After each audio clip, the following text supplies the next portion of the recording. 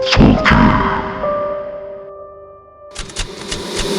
Storytime Productions. Stelly's Twisted Tales. Hello, my friends. This is part one of a 4-part story, and it's a crazy twisted one, so enjoy this first one and I'll see you at the end. Enjoy. The moon hung low in the sky, casting a pale glow over the deserted amusement park. The last of the park goers had left hours ago, and now the only sounds were the distant hum of machinery and the occasional rustle of leaves. But hidden in the shadows was a figure who thrived in this silence. Jinx, the malevolent clown, was waiting for his next victim. Tonight it was Marcus. He was a thrill-seeker, always searching for the next adrenaline rush. As he made his way towards the exit, he noticed a flicker of lights from the funhouse. Curiosity piqued, he turned back.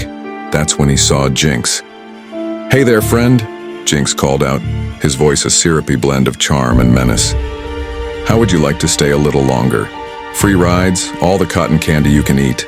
The park is yours after hours." Marcus hesitated, but the allure was too strong. He shrugged, thinking it was just another crazy night. Why not?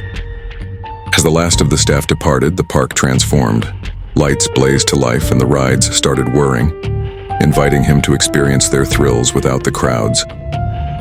Marcus ran from ride to ride, his laughter echoing in the empty park. Jinx watched from the shadows, his grin growing wider with each passing minute. After a while, Jinx approached with a bag of cotton candy. "Hungry?" he asked, offering the fluffy treat. Marcus took it without question, savoring the sweet, sticky goodness. "There's one more thing," Jinx said, his eyes gleaming with a sinister light. "The funhouse. It's the best part." Marcus, now giddy from the sugar and the rides, followed Jinx to the entrance of the funhouse. As he stepped inside, the atmosphere changed. The air grew colder, and the once whimsical decorations took on a more menacing appearance. The laughter of clowns echoed eerily through the corridors. The first few rooms were typical funhouse fare with distorted mirrors and shifting floors. But as Marcus ventured deeper, the illusions became darker. Shadows moved on their own, and whispers filled the air, speaking of nightmares and lost souls. He tried to turn back, but the path seemed to have disappeared. Panic set in as he stumbled through the maze, each step taking him deeper into Jinx's domain. Finally, he reached a large room dominated by a towering slide. "Go on," Jinx urged from behind. "It's the only way out." With no other choice, Marcus sat at the top of the slide and pushed off. He expected a short, thrilling ride. What he got was a descent into madness. The slide twisted and turned, going on far longer than any normal slide should. The walls around him seemed to pulse and breathe, and a feeling of dread grew with every second.